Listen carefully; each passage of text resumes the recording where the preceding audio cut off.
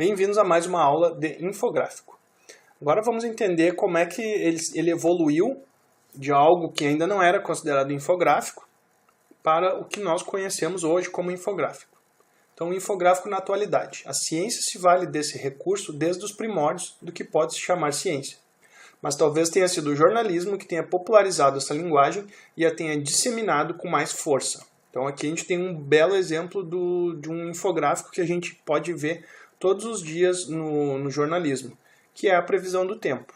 Então aqui a gente tem uma representação de condições climáticas com desenhos bem simples. Então os próprios desenhos já significam tudo o que eles querem dizer, não tem a necessidade de texto.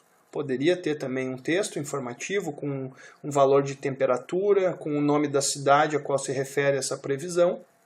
Poderia ter também, mas essa informação ela só vai acrescentar mais dados para complementar a imagem. E não vai ser um texto que vai ser redundante, que vai apenas repetir o que já estamos vendo ali.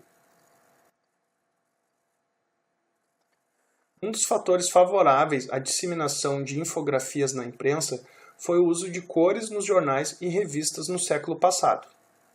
O veículo pioneiro na publicação de informações de texto, mais imagens e ilustrações coloridas em sua página de previsão do tempo foi o jornal norte-americano US Today em 1982. Então, historicamente, sabe-se que esse jornal foi o primeiro a utilizar infográficos coloridos, principalmente se tratando de previsão do tempo. Isso lá no começo da década de 1980. E a partir daí disseminou-se rapidamente pelo jornalismo em geral. Mas nos primórdios era mais comum ver esse tipo de representação gráfica quando se tratava de passar a previsão do tempo.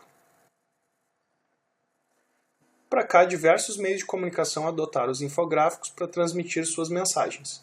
A revista Super Interessante se tornou referência em infográficos aqui no país. Então aqui a gente tem uma imagem de um infográfico da revista Super Interessante, que é uma revista que fala de divulgação científica e muitas vezes os conceitos que eles querem passar ali numa matéria podem ser muito mais facilmente explicados com um infográfico. Aqui, por exemplo, temos um infográfico de página dupla que está repleto de informações estatísticas, que se fosse colocada apenas como texto, primeiro que não seria visualmente interessante, né? O leitor provavelmente perderia o interesse ou nem começaria a ler, e depois que assim, dessa forma, representado graficamente, fica mais fácil de entender também. Então ele fica mais agradável e também mais eficiente.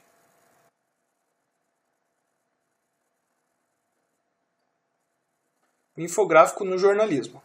A infografia jornalística é principalmente um meio de informação que combina diferentes recursos, como mapas, gráficos estatísticos, diagramas, ilustrações pictóricas e muitas outras.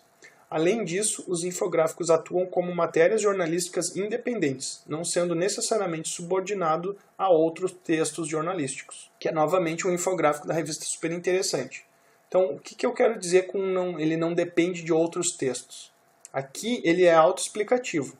Temos aqui uma explicação de como se distribui a energia elétrica numa cidade, passo a passo.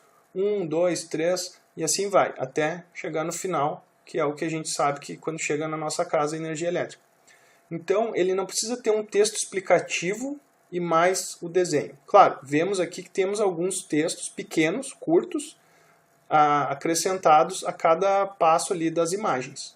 Mas ele não precisa ter um outro texto, apenas texto, para explicar essas informações.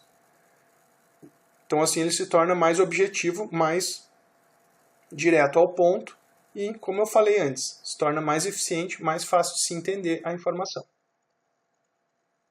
Na próxima aula vamos entender um pouco também a diferença do infográfico para apenas gráfico, que pode às vezes gerar uma dúvida, uma confusão em relação aos dois, do que é infográfico, o que é gráfico. Então, na próxima aula vamos ver esses conceitos.